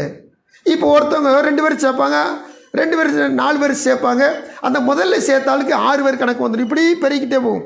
அப்போ அந்த முதல்ல சேர்த்தாள் என்னச்சுன்னா கமிஷன் பெரிய பெரிய கோடீஸ்வரர் ஆயிடுவாங்க. தேவ சமூகத்தில் நான் பரிசுத்தமாக நடக்கிறேன்னா, தேவ சமூகத்தில் இந்த பரிசுத்தருக்கு இன்னும் பரிசுத்தம் தான். அல்லேலூயா. தேவ சமூகத்தில் என்னால் ஒருவன் கர்த்தரை தொழுது கொள்ள வரானா அவன் கர்த்தரை மகிமைப்படுத்துகிற பொழுது இன்னும் தேவன் மகிமைப்படுகிறார். அப்படி நாம பரிசுத்தப்படுகிறது. அல்லேலூயா. இப்போ பரிசுத்தத்தின் மேல் பரிசுத்தத்தின் மேல் பரிசுத்தம் கர்த்தர் அடைந்து கொண்டே இருக்கும் பொழுது நம்முடைய வாழ்வில் எல்லா சத்துருக்களின் கிரியும் நீங்களாகும். ஆமென். கர்த்தருக்கு ஸ்தோத்திரம். நல்லா கவனிச்சுக்கலுங்க. இன்னும் ஒரு பாயிண்ட்ல நம்ம கடறாமல் நிற்கிறோம். இந்த பரிசுத்த அலங்காரத்துடனே தொழுது கொள்ளுதல் என்று சொன்னாலே ஏன் செய்கிலும் ஏன் நடக்கிலும் ஏன் வாக்கிலும் நான் கர்த்தரை பரிசுத்த குலைச்சலாகாமல் பரிசுத்தின் மேல் பரிசுத்தம் அடையும்படியாக நான் நடந்து கொண்டே இருக்கணும். சரி, அடுத்து 2வது சங்கீதம் 29:2 வாசிங்க சீக்கிரம். கர்த்தருடைய நாமத்திற்குரிய மகிமையை அவருக்கு செலுத்துங்கள். மகிமையை செலுத்துங்கள், பரிசுத்த அலங்காரத்துடன் அவரை தொழுது கொள்ளுங்கள். கர்த்தருக்கு ஸ்தோத்திரம். இப்போ கர்த்தருக்குரிய மகிமையை என்ன செய்யணுமா? செலுத்திடணும். அவர் மகிமையை மட்டும் நம்ம எந்த காரணத்துக்கு நினைச்சிருக்கோம், நாம் அபகரிச்சிடவே கூடாது. அல்லேலூயா. ஸ்தோத்திரம். தேவ பிள்ளைகளே, தேவ ஜனங்களே, நீங்கள் ஒரு இடத்துல ஜெபிக்கிறீங்க. ஜெபிச்ச மாத்திரத்தில் அங்கே ஒரு சுகம் கிடைக்கிறது, ஒரு விடுதலை கிடைக்குது, அங்கே ஒரு லாபம் கிடைச்சிருது, ஜெபிச்ச மாத்திரம் நன்மை கிடைச்சிருது. உடனே நம்ம காலரை தூக்கிடக்கூடாது. நான் ஜெபிச்சேன், என் குடும்பத்தில் நான் ஜெபிச்சேன், என் குடும்பத்தில் இப்படி நடந்துச்சு, வீட்டை கட்டினேன், நான் படித்தேன், இது எல்லாம் நான் கர்த்தருடைய மகிமையை அபகரிக்கிற தன்மை இது செய்யவே கூடாது. அல்லேலூயா. கர்த்தருக்கு மகிமையை செலுத்தி கர்த்தரை ஆராதனை செய்யணுமா? பரிசுத்த அலங்காரத்துடனே ஆராதனை செய்யணுமா? எல்லாம் கர்த்தருக்கே மகிமை உண்டாகும்படி எனக்கு கொடுத்ததெல்லாம் கர்த்தர் தான், எனக்கு வாய்க்க பண்ணதெல்லாம் கர்த்தர் தான், என்னை உயர்த்தினது எல்லாமே கர்த்தர் தான், என் குடும்பம் இந்த நல்ல நிலைமையில் இருக்கிறது கர்த்தர் தான். மகிமையை கர்த்தருக்கு மாத்திரம் செலுத்துறோம். அப்படி செலுத்தி கர்த்தர் நிச்சயமாக ஆராதனை செய்யும். 3வது காரியமாய் 96ஆம் சங்கீதம் 9ஆம் வசனத்தில் போட்டுக்குது.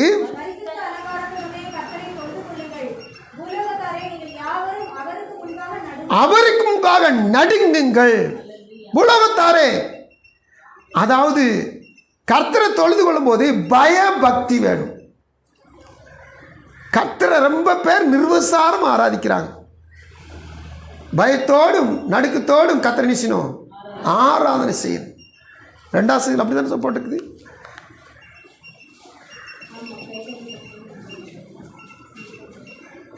வாசிக்க முடியுமா?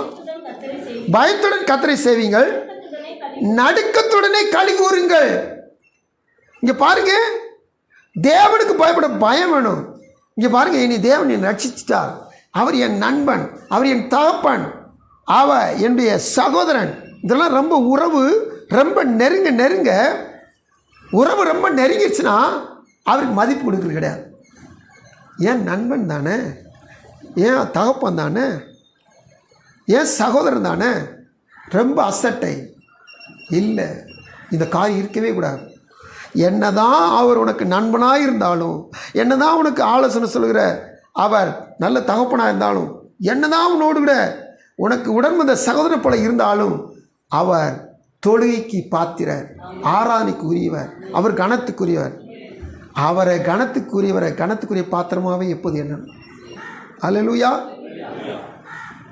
தேவ சமூகத்தில் எப்போது அவருக்கு பயப்பட பயணம் என்ன காணப்படும்.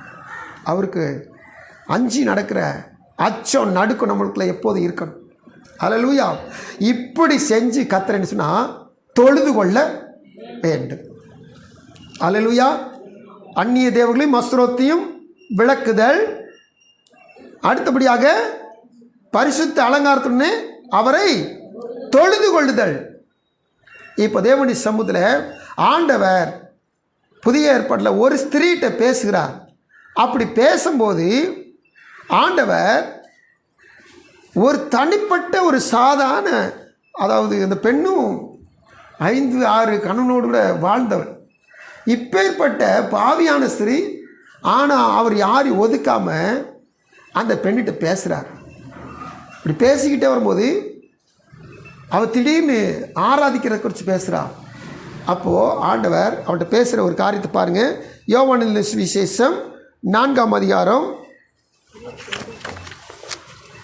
20 வாசிங்க. நாங்கள் அறிந்திருக்கவே தொழுது கொள்கிறோம். ஏனென்றால் ரட்சிப்பு இடது வழியாய் வருகிறது. உண்மையாய் தொழுது கொள்கிறவர்கள் இந்த வார்த்தை நல்லா கவனிச்சு கேளுங்க. உண்மையாய் தொழுது கொள்ளுகிறவர்கள் பிதாவை ஆவியோடு உண்மையோடும் தொழுது கொள்ளும் காலம் வரும். இப்போ தொழுகை ஆராதனை எப்படி செய்யணுமா? ஆவியோடும் உண்மையோடும். இந்த தொழுகையில் இந்த ஆராதனை என்ன இருக்கணுமா? அந்த ஸ்பிரிட் இருக்கணும், ஆவி இருக்கணும். அப்படின்னா என்ன அர்த்தம்? நீங்கள் ஆராதிக்கின்றோம், ஆர்ப்பரிக்கின்றோம் அப்படின்னு சொல்லி தனி ஜபத்தில் அல்லது சபையில் ஜெபிக்கிற ஜபத்தில் ஆராதனை செஞ்சுக்கிட்டு இருப்பீங்க. நீங்கள் ஆராதனை செய்யும்போது நல்லா கவனிச்சு பாருங்கள், அல்லது நீங்கள் கவனிக்கக்கூடாது, நான் கவனிச்சு பாருன்னு சொல்கிறேன். அப்படி ஆராய்ச்சிக்கிட்டு பாருங்கள், ஒருத்தருக்கு ஒருத்தர்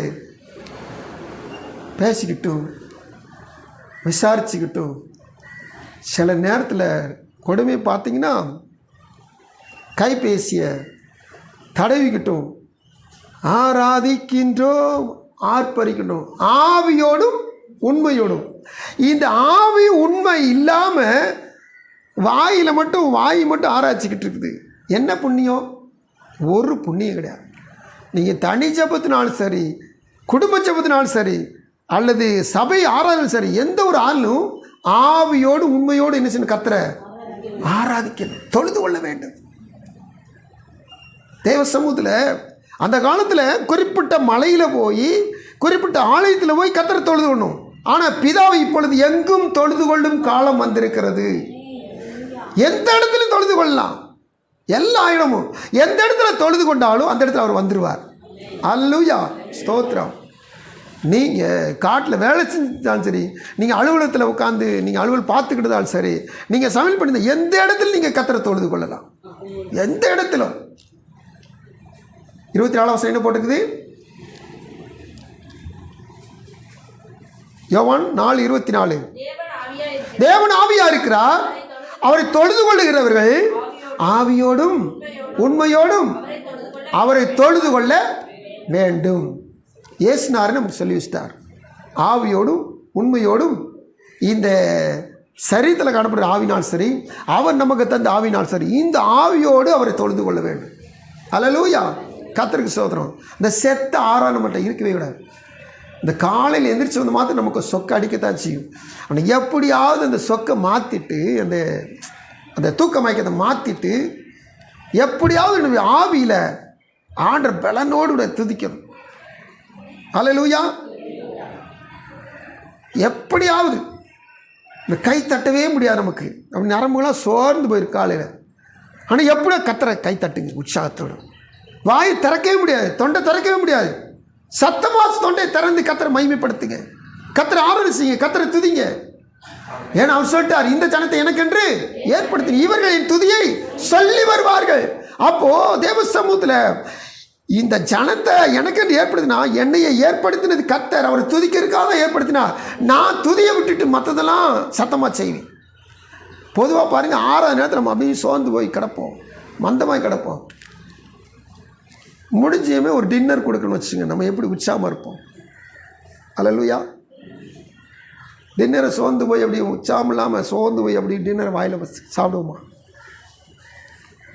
உலகத்துக்கு நம்ம வாய் என்ன செய்யுதுன்னா, இந்த குதிரைக்கு சொல்லுவாங்க பார்த்தீங்களா, என்ன பழமொழி சொல்லுவாங்க? குதிரைக்கு கடிவாளன்னா குதிரை நினச்சிருமா, வாய் இருக்கலாம் கடிச்சிக்கிறோம். கடிவாளத்தை போட்டால் இவன் எங்கேயோ கூட்டு போக போகிறான், மேலே ஏறி உட்கார போகிறான்னு சொல்லி வாயை கடிச்சிக்கிறோம். கடிவாளத்தை உள்ளே விடாது, பிரயாணத்துக்கு முன்னால் கடிவாளம் போட விடாது. ஆனால் அந்த காணத்தை கொள்ள அவிச்சு கொண்டு முன்னாடி வச்சதுமே டக்குன்னு வாய் திறந்துடும். அதனால தான் அந்த குதிரைக்காரங்களை என்ன செய்வாங்களாம், ஏற்கனவே கொடுக்கலாம், கொடுத்துட்டு போகிற நேரத்துக்கு கொஞ்சம் கொள்ளு வச்சுட்டே இருப்பாங்க, அந்த காணத்தை வச்சுட்டே இருப்பாங்களா. வச்சுட்டு கடிவாளம் போகிற நேரத்தில் காணத்தை காமிச்சு வாய் திறக்கும்ல, டப்புன்னு கடிவாளத்தை வாயில் மாட்டி விட்டுருவாங்க. அல்லேலூயா. நம்மளை ஆண்டவர் ஏமாற்றி ஆராதிக்க கொண்டு வரவே இல்லை. இந்த குதிரையை ஏமாற்றி வாய்க்கில் கடிவாளத்தை போட்டது போல நம்மளை இதை தருவேன் அதை தருவேன் இனி ஆரம்பிச்சு அப்படின்னு ஆண்டவர் இனி ஏமாற்றி நம்மளை கொண்டு வரவே இல்லை. எனக்கு இவ்வளோ ஆளுகை தந்திருக்கிறார், இவ்வளோ ஆசீர்வாதத்தை தந்திருக்கிறார், நான் மனப்பூர்வமாய் கர்த்தரை தொழுது கொள்ளணும். அல்லேலூயா. ரோமர் 12:1 வாசிங்க சீக்கிரம்.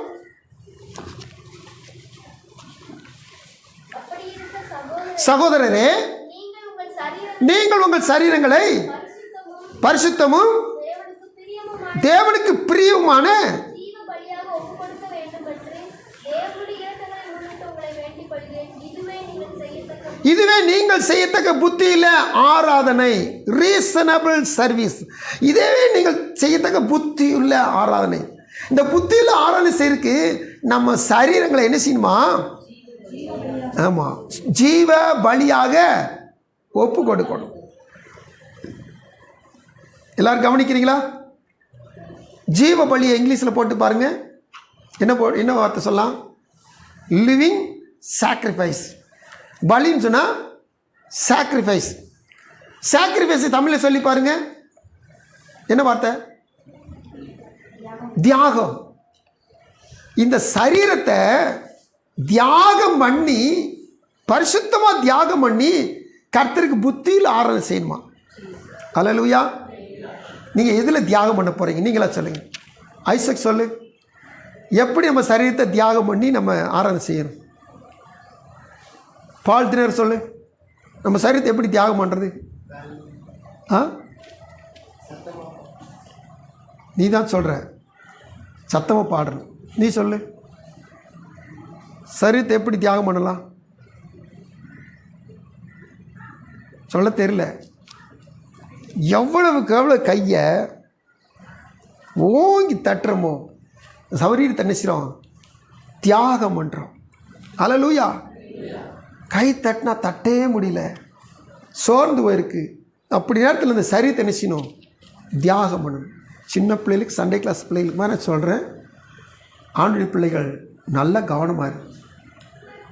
அப்போது இந்த பலி சொல்லுது லிவிங் சாக்ரிஃபைஸ், ஜீவனுள்ள தியாகம், ஜீவனுள்ள பலியாக நம்மை கர்த்தருடைய சமூகத்தில் நம்முடைய சரீரத்தை நினைச்சுனா ஒப்பு கொடுத்து ஆராதனை. இதுதான் புத்தியுள்ள ஆராதனை. அல்லேலூயா. என் வாயே திறக்க முடியலைங்க அப்படி சொன்னீங்கன்னா ஆசீர்வாதம் அப்படித்தான். நான் தான் ஆசீர்வதிக்கப்பட்டிருக்கேன்ல அப்படி சொன்னீங்கன்னா அதுக்கடுத்து நான் ஒன்றும் பேச முடியாது. ஏன்னா தேவசமுத்திரத்து நான் சாபம் போடக்கூடாது, மற்றவங்கள மாதிரி நான் சாபம் போட்டு போயிடக்கூடாது. அதனால கர்த்தர் நாளை பின்ன உங்கள்கிட்ட வந்து தனிப்பட்ட கணக்கு கேட்டு உங்கள் மேலே குறை கண்டுபிடிச்சி நீங்கள் இப்படி இருந்தீங்களே உன் ஆசீர்வாதத்தை நான் எடுக்க போகிறேன்னு சொல்லி ஆர்டர் வேதத்தில் இருக்கிற சில பரிசுத்தவான்டைய கொடுத்ததை பூரா எடுத்து போட்டார்ல, அது பூரா எடுத்து போட்டார்னா பிரச்சனையாக இருக்கும். அதுக்கு முன்னாலுமே கர்த்தர் எச்சரிப்பின் சத்தத்தை தொனிக்கிற பொழுதே நம்ம ஜாக்கிரதையாக இருந்து நினைச்சணும், மனம் திரும்பிடணும். அல்லேலூயா. கர்த்தருக்கு ஸ்தோத்திரம். இங்கே பாருங்கள், சாமுவேலை குறித்து நம்ம தியானிக்க தொடங்கினா இவர் கர்த்தருக்குள்ளே ஆராதனை செய்ய வச்சார். அதைத்தான் இப்போ முதல்ல பார்த்துருக்கோம். இவர் கர்த்தருக்கு எப்படி பிரியமாக நடந்தான்னு சொல்லி கேட்டிங்கன்னா, ஜனங்களை கர்த்தர் என்ன செய்யறான்னா ஆராதிக்க வச்சுட்டார். அந்த ஜனங்களும் 1 சாமுவேல் அந்த 7 நாளில் என்ன செஞ்சிட்டாங்க? சாமுவேல் சொன்னபடியவும் கர்த்தர் ஒருவருக்கே ஆராதனை செய்தார்கள். அல்லேலூயா. தேவசனம் காத்திருக்க தேவ பிள்ளைகளே, இன்னைக்கு இந்த வார்த்தையை கேட்கிற, இந்த வார்த்தையை நம்ம தியானிக்கிற ஒவ்வொருவரும் எப்படியாவது பரிசுத்த அலங்காரத்துடன் என்ன செய்யணும்னா கர்த்தரை தொழணும். எப்படியாவது அந்நிய கிரியைகள், எந்த அந்நிய கிரியும் என்கிட்ட இல்லாமல் அதை விலைக்கு போட்டு வஞ்சகம், கோபம், எரிச்சல், பொறாமை, காம விகாரம், மண்கள், இப்படி அநேக சுபாவங்களுக்கு, இந்த அநேக சுபாவங்களை பழைய மனுஷனை முற்றிலும் அகற்றி விட்டு கர்த்தரை என்ன செய்யணும்னா ஆராதிக்கணும். அந்நிய கிரியை அகற்றினா இந்த சுபாவங்களை அகற்றி விட்டு ஆராதிக்கணும். பரிசுத்த அலங்காரத்துடனே கர்த்தரை ஆராதிக்கணும். தேவனுடைய சொல்ல ஆவியோடு உண்மையோடு நான் என்ன செய்யணும்? ஆராதிக்கணும். இந்த சரீரத்தை நான் என்ன செய்யணும்? ஜீவ பலியாக ஒப்பு கொடுத்து ஆராதிக்கணும். விளங்கிக்கிட்டீங்களா? அல்லேலூயா. அடுத்த காரியத்துக்கு போலாமா? தேவனுடைய சமூகத்தில் இந்த சாமுவேலை குறித்து வேதம் சொல்லுகிறது. 24ஆம் சங்கீதம் 4ஆம் வசனத்தின்படியே இந்த சாமுவேல் தன்னுடைய வாழ்க்கையில் நடந்து கொண்டான். 24ஆம் சங்கீதம் 4ஆம் வசனம் என்ன சொல்லுது? கைகளில் சுத்தமுள்ளவன், இருதயத்தில் மாசில்லாதவன். இந்த சாமுவேல் ஒரு நாள் தன்னுடைய பிள்ளைகளை நியாயாதிபதியில் ஏற்படுத்திட்டார். ஆனால் இந்த பிள்ளைகள் சேட்டக்கார பிள்ளைகள், சாமுவேல் மாதிரி நடக்கலை. அதனால ஜனங்களை நினைச்சிட்டாங்க, எங்களுக்கு நியாயாதிபதிகள் வேண்டாம், ஊரை போல, உலகத்தை போல, பக்கத்தில் இருக்க தேசத்தை போல எங்களுக்கு ராஜா வேணும், எங்களை ஆளுகை செய்ய, எங்களை நடத்தி செல்ல எங்களுக்கு ராஜா வேணும் அப்படின்னு கேட்டாங்க. கேட்ட மாத்திரத்தில் சாமுவேலுக்கு தூக்கி வாரி போட்டுச்சு. சங்கடமாக இருந்துச்சு, அழுகையாக வந்துருச்சு. இப்போ ஆண்டு பார்த்தாரு, சாமுவேல் நீ ஒன்றும் கஷ்டப்பட வேண்டாம், அவங்களுக்கு தேவை ராஜா. நான் சொல்கிறேன், நீ ராஜாவை நினைச்சிரு, ஏற்படுத்தி வச்சிரு. இப்போ ராஜாவை ஏற்படுத்தியாச்சு. ஏற்படுத்தி 12ஆம் அதிகாரத்தில் பார்த்தீங்கன்னா இந்த சாமுவேல் தீர்க்கதரிசி ராஜாவுடைய காரியங்கள் அனைத்து சொல்கிறான். சொல்லிவிட்டு இந்த பாருங்கப்பா, ஜனங்கள் எல்லாரும் பார்த்து சொல்கிறான், இஸ்ரேல் ஜனங்களை, ஒட்டுமொத்த ஜனங்களை நல்லா பாருங்கள், கேளுங்க, நான் உங்களை நியாயம் விசாரிக்கும் போது நான் எப்படி நடந்துக்கிட்டேன், எல்லாம் கவனித்து பாருங்கள், நான் எப்படி நடந்துக்கிட்டேன், ஏன்ட்ட ஏதாவது அநியாயத்தை பார்த்தீங்களா, குற்றத்தை பார்த்தீங்களா அப்படின்னு சொல்கிறாங்க. அப்போ ஜனங்கள்லாம் பதில் சொல்கிறாங்க. 12ஆம் அதிகாரம் நீர் எங்களுக்கு அநியாயம் செய்யவும் இல்லை, எங்களுக்கு இடுக்கண் செய்யவும் இல்லை, ஒருவர் கையில் ஒன்றும் வாங்கவும் இல்லை என்றார்கள். ஒவ்வொரு காரியத்தை நல்லா கவனித்து பாருங்கள். இந்த 3லேருந்து வாசிங்க. இதோ இருக்கிறேன், கர்த்தரின் சந்நிதியிலும் அவர் அபிஷேகம் பண்ணி வைத்ததற்கு முன்பாகவும் என்னை குறித்து சாட்சி சொல்லுங்கள். என்னை குறித்து சாட்சி சொல்லுங்கள். நான் யாருடைய எருதை எடுத்துக்கொண்டேன், யாருடைய எருதை எடுத்துக்கொண்டேன், யாருடைய கழுதையை எடுத்துக்கொண்டேன், யாருக்கு அநியாயம் செய்தேன், யாருக்கு இடுக்கண் செய்தேன், யார் கையில் பரிதானம் வாங்கி கொண்டு கண்சாடையாய் இருந்தேன், சொல்லுங்கள், அப்படி உண்டானால் அதை உங்களுக்கு திரும்ப கொடுப்பேன் என்றான். இப்போ 4 வசனம் முக்கியமான ஒரு வசனம். அதற்கு அவர்கள், நீர் எங்களுக்கு அநியாயம் செய்யவும் இல்லை, எங்களுக்கு இடுக்கண் செய்யவும் இல்லை, ஒருவர் கையிலும் ஒன்றும் வாங்கவும் இல்லை. எப்பேற்பட்ட கைகளில் சுத்தமுள்ளவன வாழ்ந்திருக்கான்னு பாருங்க. அல்லேலூயா. இந்த கர்த்தருக்கு நான் பிரியமாக நடக்கணுங்கன்னா, இந்த கர்த்தருடைய பருவத்தை நான் ஏறணும்னா, சங்கீதக்காரர் சொன்னார், கைகளில் சுத்தமுள்ளவன் இருதயத்தில் மாசு இல்லாதவனுமா இருந்து அப்படி சொன்னார். இந்த கைகளில் சுத்தத்தை மாத்திரம் நம்ம எடுத்து இங்கே கொண்டு வரும்போது இந்த சாமியுடைய வாழ்க்கையை பாருங்கள், எப்படி ஒரு பியூர், எப்படி ஒரு பரிசுத்தம், எப்படி கர்த்தருக்கு பிரியமாக நடந்திருக்கான்னு பாருங்கள். ஏன்னு சொல்லி கேட்டிங்கன்னா, பரிதானம் வாங்கியாச்சுன்னு சொன்னீங்கன்னா அது இந்த பரிதானம் கண்ணை குருடாக்கிருமா. அதாவது இந்த ஃபிசிக்கலாக இருக்கிற கண்ணை குருடாக்குறது நான் சொல்லலை, வசனம் சொல்லுது, அவனுக்கு நான் என்ன செய்யணும்னு சொல்லி கண் தெரியாது. அப்படி இந்த பரிதானம் லஞ்சம் வாங்கி அவங்க கண் நினைச்சுன்னா நல்லது பார்க்கவே செய்யாது, நன்மையை தேடவே செய்யாது, கண்ணு கெட்டு போயிடும். சாட்சி சொல்லுங்கள், நான் யாருடைய எருதை எடுத்துக்கொண்டேன், யாருடைய கழுதை எடுத்துக்கொண்டேன், யாருக்கு அநியாயம் செய்தேன், யாருக்கு இடுக்கண் செய்தேன், யார் கையில் பரிதானம் வாங்கி கொண்டு கண் சாடையாய் இருந்தேன். நீதிமொழியில் 28:21 நீங்கள் வாசிக்கும் அந்த வசனம் சொல்லுது, முகத்தாட்சியம் பண்ணுகிறது நல்லதல்ல, முகத்தாட்சியம் பண்ணுகிறவன் ஒரு துண்டு அப்பத்துக்கு ஸ்தோத்திரம். ஒரு பிரெட்டு 5 ரூபா பன்னுக்கு என்ன செஞ்சிருவான் அவன், ஒரு துண்டு அப்பத்துக்கு அநியாயம் செய்வான். 1 ரூபா கொடுத்தாலும் லஞ்சம் கொடுத்தாலும் அதுக்கு தந்தாப்புல அநியாயம் இருக்க ஆள் இருக்காங்க. 1 கோடி ரூபாய்க்கு தக்கன லஞ்சத்துக்கு அதுக்கு தக்கன அநியாயம் இருக்க ஆள் இருக்காங்க. எக்காரணம் கொண்டு முகத்தாட்சியை என்ன செய்யக்கூடாது, பண்ணவே கூடாது, பார்க்கவே கூடாது. தேவ சமூகத்தில் இப்போ பந்தி விசாரிப்பு நடக்குது. இந்த பந்தி விசாரிப்பு நடக்கல, ரொம்ப ஜாக்கிரதையாக இருக்கும் தெரியுமா. சொந்தக்காரங்கன்னு சொன்னால் 2 பீஸ் தூக்கி போட்டாங்கன்னா அங்கே முகத்தாட்சியம் வந்து. அல்லேலூயா. ஜாக்கிரதையாக இருக்கணும்.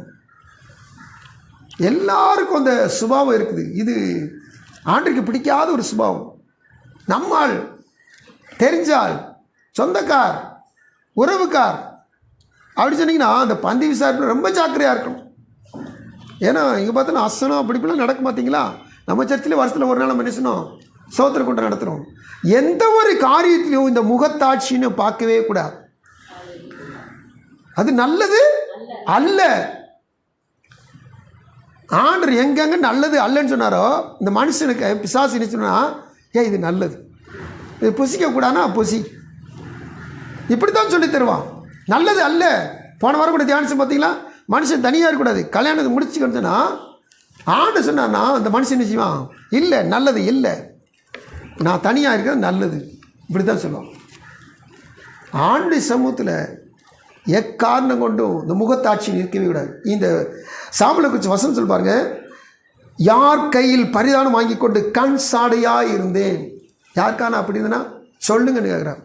ஒட்டுமொத்த இஸ்ரவேல் சொல்கிறாங்க, நீ யார்கிட்டையும் பரிதானம் வாங்கவே இல்லை. எப்பேற்பட்ட சாட்சி, இதான் நம்ம வாசித்த 2:26 வாசித்து பார்த்தீங்களா? கர்த்தருக்கும் மனுஷருக்கும் பிரியமாய் நடந்து கொண்டான். அல்லேலூயா. யாராவது போய் சாமுவேலை பார்த்து குறை சொல்ல முடியுமா?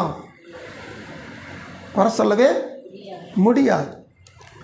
இப்போ பண்ணின பிரசங்கத்திலே ஒரு பகுதி உங்களுக்கு ஒரு ஹோம்ஒர்க், முன்னாடி ஒரு ஹோம்ஒர்க் கொடுத்து அதுக்கு பதில் சொல்லவே இல்லை. ஒரு சௌகரியம் மட்டும் திரும்பி திரும்பி கேட்டாங்க. ஓசியா, ஆமாம், அது எஸ்ஐக்கியில் வரும், ஓசியாவில் வரும், உபாமத்தில் வரும். யாருக்காவது ஞாபகம் இருக்கா? என்ன கேள்வி கேட்டேன், என்ன ஹோம்ஒர்க் கொடுத்தேன்னு? 5 பட்டணங்கள் சோதம் குமாரோடு சேர்ந்து அழிக்க கர்த்தர் தீர்மானம் பண்ணினார். அந்த 5ல் சோதம் குமாரம் மட்டும் நம்ம எல்லாருக்கும் நல்லா தெரியும். அதுக்கடுத்து ஒரு பட்டணத்தை ஆண்டவர் அழிக்காம விட்டுட்டார். 5ல் ஒன்றும் அழிக்கலை. ஏன்னு சொன்னீங்கன்னா, இந்த லோத்து போய் என்ன சின்ன குடியேறிட்டான், சோவார். மீதி இருக்க 2 பட்டணம் என்ன அப்படின்னு சொல்லி கேட்டிருந்தேன். அந்த மீதி இருக்க 2 பட்டணத்துக்கு பேர் அத்மா செபோயிம். இது 14 ஆதியாகமத்து புத்தகத்தில் வந்துடும். அந்த பகுதியில் இருக்கிற ராஜாக்கள் அந்த பகுதி பேர் வந்துடும். இதை கர்த்தர் எசேக்கியேலையும் சொல்லுவார், ஓசியாவிலும் சொல்லுவார், உபாமத்திலும் சொல்லுவார். நான் எப்படி உன்னை ஆத்மாவை போல் ஆக்குவேன். சரி, இது ஒரு ஹோம்ஒர்க் முடிச்சுட்டு கர்த்தருக்கு சொல்கிறோம். இன்றைக்கி நான் உங்களுக்கு சொல்கிற காரியம், கர்த்தருக்கு பிரியமாய் நடந்து கொண்ட இந்த சாமுவேல் ஒரு காரியத்தை கர்த்தர்கிட்ட கேட்காம செஞ்சிட்டார்.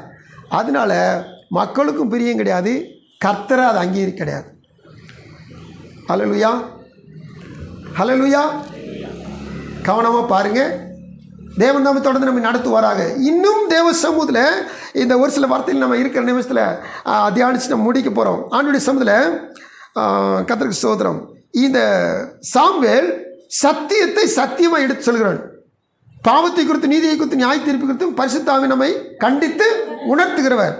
அந்த காலத்தில் இந்த சாமுவேல் தேவனுடைய ஆலயத்தில் வாழ்ந்து தேவனுக்கு பிரியமானவன்.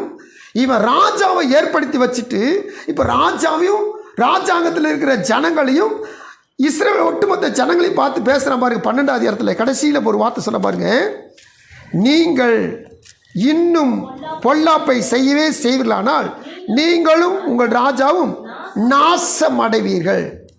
ராஜாவை அபிஷேகம் பண்ணி வச்சுட்டு, ராஜாங்கத்தை ஏற்படுத்தி வச்சுட்டு, கடைசியில் எப்படி ஒரு வார்த்தை சொல்ல பார்த்தீங்களா? சாக்கிரதையாக இருந்துக்கோ. அந்த 12 வசந்த வாசனை நமக்கு 24 வசந்த வாசனை நமக்கு நல்லா கொஞ்சம் வழங்கும். நீங்கள் எப்படி கர்த்தருக்கு பயந்து உங்கள் முழு இதயத்தோடும் சேவிக்க கடவீர் செய்தார் என்பதை சிந்தித்து பாருங்கள். நீங்கள் இன்னும் பொல்லாப்பை செய்யவே செய்வீர்களானால் நீங்கள் உங்கள் ராஜாவும் நாசம் அடைவீர்கள். இந்த வார்த்தை எவ்வளவு அழுத்த முடியுமோ அழுத்தி நீங்களே சொல்லி பாருங்கள். ஏன்னு சொல்லி கேட்டிங்கன்னா, நல்லா இருக்கிற காலம் வரைக்கும் நல்லா இருப்போம். ஆனால் வழி விலகி போயிட்டோம்னா தேவசமுத்திர காத்திருக்க தேவ பிள்ளைகளை கவனமாக இருங்க. சாமுவேல் ஒரு சாபம் போட்டார். சாபம் இல்லாத எச்சரிப்பு கொடுக்குறார். நீங்களும் உங்கள் ராஜாவை நினைச்சிருங்க, நாசமாக போயிருங்க, ஒன்றுக்கு போனால் போயிருங்க. இவங்க வழி விலகுனதுனால அப்படி தான் போனாங்க. அதனால தான் அடிமைகளாக போயிட்டாங்க, கொத்தடிமைகளாக போயிட்டாங்க, 70 வருஷம் அடிமையாக போயிட்டாங்க, அசிரியாவுக்கு அடிமையாக போயிட்டாங்க, பாபிலோனுக்கு அடிமையாக போயிட்டாங்க, பக்கத்தில் இருக்க தேசங்களுக்கு அடிமையாக போனாங்க.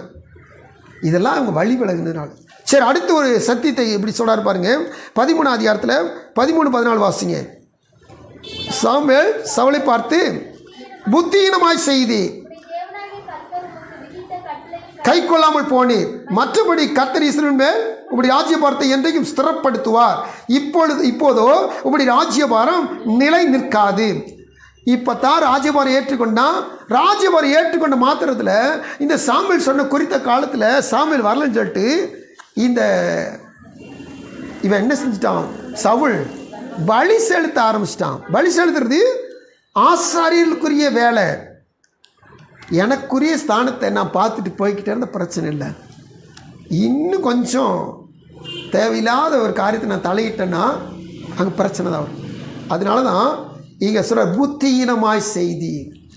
தவறான காரியத்தை சவுல் நினைச்சிட்டான், செஞ்சிட்டான். தேவ சமூகத்தில் காத்துக்கு தேவப்பிள்ளையிலோ இப்போதும் உங்களுடைய ராஜ்யம் நிலை நிற்காது. இவனை கர்த்தர் நல்லவன் சொல்லி செலக்ட் பண்ணி வச்சா, இவன் ராஜாங்கத்தை மட்டும் பார்த்துட்டு போகாமல் இவன் ஆசாரியத்துவத்தையும் கவனிக்க ஆரம்பிச்சிட்டான். பலி செலுத்தி யுத்தத்தை தொடங்குன்னு சொல்லி இவன் இஷ்டத்துக்கு நினச்சின்னா பலி செலுத்த ஆரம்பிச்சிட்டான். அடுத்து 15ஆம் இடத்துல ஒரு காரியத்தை சொல்கிறாரு. 15ஆம் அதிகாரத்தில் 22, 23. அதற்கு சாமுவேல் கர்த்தருடைய சத்தத்துக்கு கீழ்ப்படியை பார்க்கலும் சர்வாங்க தகனங்களும் பலிகளும் கர்த்தருக்கு பிரியமா இருக்கவும் பலியை பார்க்கும் கீழ்ப்படிதலும் ஆட்டுக்கடாக்கள் இனத்தை பார்க்கலும் செவி கொடுத்தலும் உத்தமம். இரண்டகம் பண்ணுதல் பில்லி சுனிய பாவத்திற்கும் முரட்டாட்டம் பண்ணுதல் அவபக்தியும் விக்கிரகனுக்கும் சரியாக இருக்கிறது. நீ கர்த்தருடைய வார்த்தையை புறக்கணித்தபடியால் அவர் உம்மை ராஜாவாக இராதபடிக்கு புறக்கணித்து தள்ளினார். கர்த்தருக்கு ஸ்தோத்திரம். எதை கர்த்தர் அருவருக்கிறாரோ அதை நானும் அருவருக்கணும். அமலைக்க மொத்தமும் சங்காரம்னா அமலைக்கிட்ட இருக்கிற ஆடு மாடுகளில் நல்லதை பூரா எடுத்து வச்சுக்கிட்டா அது கர்த்தருக்கு பிடிக்கலை. கர்த்தருக்கு பிடிக்கல தான், அது எனக்கு பிடிக்கக்கூடாது. அல்லேலூயா. கர்த்தருக்கு ஸ்தோத்திரம். எந்த காரணத்தை கொண்டு கர்த்தருக்கு ஒன்று பிடிக்கலையா நம்ம விட்டுறணும். நான் மட்டும் பிடிச்சிட்டு நினைச்சக்கூடாது, அதை தாங்கிக்கிட்டு கூடாது. நீங்கள் ஒரு கேள்விப்பட்டீங்களா? ஒரு அம்மா என்ன செஞ்சாங்களா, ஆண்டவர்கிட்ட ஜெபம் பண்ணாங்களா, ஏசப்பா இந்த பிசாசு கடந்துட்டு எல்லாத்தையும் அலக்கழிச்சிக்கிட்டு இருக்கான், அந்த பிசாசு இருக்கிறனால தான் எல்லோரும் பாவம் செய்கிறாங்க, எல்லோரும் பாவம் செய்யாமல் எல்லோரும் பரிசுத்தமாக வாழன்னு சொன்னீங்கன்னா இந்த பிசாசு மனம் திரும்பிட்டான்னா ஒருத்தர் பாவம் செய்ய மாட்டாங்க. அதனால நான் 40 நாள் உபவாசம் இருந்து நான் பிசாசுக்காண்டி ஜெபிக்க போகிறேன். மிஞ்சின நீதிமான். பிசாசு மனதுமா, பிசாசு அவன் எதில் விழுந்தான்? ஆணவத்தில், மேட்டிமையில், தன்னைத்தானே கர்த்தருக்கு சமமாய் அவன் என்னச்சுனா ஏற்படுத்திக்கிட்டதுனால அவன் தள்ளப்பட்டு போனான். தள்ளப்பட்டு போனவனை இந்த அம்மா தூக்கி நிறுத்த முடியுமா? கர்த்தர் தள்ளிட்டார்னா தள்ளினதான். இந்த அம்மா தூக்கி நிறுத்த முடியுமா? அப்போ எவ்வளவு மதியினம். ஏன்னா எல்லா ஜனங்களும் படாத பாடுபட்டுக்கிட்டு இருக்காங்க. இந்த ஜனங்களுக்காக நான் பரிதவிக்கிறேன். இந்த ஜனங்கள் நல்லா இருக்குன்னா பிசாசு மனம் திரும்பிட்டானா எல்லோரும் நல்லாயிருவாங்க. ஜோக்காகவும் இருக்கும், அந்த அம்மா செய்து ரொம்ப மதியினமாக வரும். அல்லேலூயா. தேவசமர் காத்திருக்க தேவ பிள்ளைகளே, இங்கே ஆண்டவரை ப்ளீஸ் பண்ணுறதுக்காண்டி ஆண்டர் வெறுத்த அந்த அமலேக்கருடைய ஆடு மாடலை கொண்டு ஆண்டருக்கு என்ன செய்ய போகிறானா? பலி செலுத்த போனான். எவ்வளோ முட்டாள்தனம். இவனுக்குள்ளே இருக்க ஆசை, இச்சை, மற்றபடி உண்மையிலேயே அவன் பலி செலுத்துக்காண்டி பிடிச்சவனு வைக்கல. அல்லேலூயா. 28, 29 சீக்கிரம் வாசிப்போம். அப்பொழுது சாமுவேல் அவனை நோக்கி, கர்த்தர் இன்று உம்மிடத்திலிருந்து கிழித்து போட்டு தோலனுக்கு அதை கொடுத்தார். இஸ்ரவேல் ஜெயபலமானவர் பொய் சொல்லுகிறதும் இல்லை, மனஸ்தாபப்படுகிறதும் இல்லை, மனமாற அவர் மனுஷன் அல்ல என்றான். ராஜாவாக இருந்தாலும் சரி, ஜனங்களாக இருந்தாலும் சரி, சத்தியத்தை சத்தியமாய் சொல்லுகிறார். அதனால தான் கர்த்தருக்கு பிரியமாயிட்டு இந்த சாமியுடைய வாழ்க்கை. அதனால கர்த்தருக்கு ரொம்ப பிடிச்சிருச்சு. அதனால தான் 2:26 வாசித்தோம். கர்த்தருக்கும் மனுஷருக்கும் இந்த சாமுவேல் பிரியமான. அதனால தான் 33:12 படி இந்த சாமுவேல் கர்த்தருக்கு பிரியமாயிருந்தபடினால் என்னாலும் அவரோடு சுகமாய் தங்கியிருப்பார். நம்மையும் கர்த்தர் இந்த வார்த்தையை கேட்டு தியானிக்க நம்மையும் கர்த்தர் சுகமாய் தங்க இந்த சாமுவேல் எப்படி பிரியமாக நடந்து கொண்டாரோ, ஆராதனைக்குள்ளே நடத்தினாரோ, நாமும் ஆராதனை செஞ்சு தேவனுடைய சமூகத்தில் சத்தியத்தை சத்தியமாக சொல்லி தேவனுடைய சமூகத்தில் கைகளை சுத்தமாக இருந்து கர்த்தருக்கு பிரியமாக நடந்து கொள்வோம். கர்த்தரை நாம் எப்போதும் அருகில் வச்சுக்கிறோம், அவரோடு நம்ம தங்குவோம். சுகமாய் கர்த்தரை நடத்துவாராக. கண்களை மூடி ஜெபிக்கலாம். எங்கள் அன்பின் பரலோக பிதாவே, கோடி ஸ்தோத்திரம்ப்பா. மைமீன் ராஜாவே, நீங்கள் கொடுத்த ஆண்டவரை வாரத்தின் முதல் நாள் பொழுதில் காலை பொழுதில் கர்த்தருடைய சமூகத்தில் கூடி வந்து தொழுது கொள்ளும் ஆராதிக்கு உதவி செய்த ஆண்டவர், உங்களுடைய வார்த்தையும் மூலம் எங்களோட பேசினீர். அதிகமாய் முழுக்க தொழுது கொள்கிற காரியத்தை குறித்து சாமுவேல் மூலம் நாங்கள் கற்றுக்கொண்டோம். விளக்க வேண்டியது விளக்கி ஆண்டவரே பரிசுத்த அலங்காரத்துடனே ஆவியோடு உண்மையோடும் ஆண்டவரே சரீரத்தை ஜீவ பலியாக ஒப்பு கொடுத்து நாங்கள் தொழுது கொள்ள வேண்டும் என்று சொல்லி நாங்கள் கற்றுக்கொண்டோம். அப்படியே நாங்கள் செய்து வர நாட்களில் இன்னும் பிரியமாய் ஆராய்ந்து உங்களுக்கு பிரியமானவர்கள் என்று சொல்லி பேரெடுக்க உதவி செய்யும். ஆண்டவரே கர்த்தாவே, எங்கள் கைகள் சுத்தமுள்ளதாய் சாமுவேல் கைகளை போல இருக்க உதவி செய்யும். ஆண்டவரே, நாங்கள் சத்தியத்தை யாராயிருந்தாலும் சரி சத்தியமாய் போதிக்க சொல்ல எடுத்து சொல்ல ஆவியானவர்களுக்கு உதவி செய்யும். எங்களை தாழ்த்தி எளிமையாக்குறோம். இரட்சகர் மீட்பர் இயேசுவின் நாமத்தில் விடுகிறோம். ஜெபம் கேளும் நல்ல பிதாவே. ஆமென்.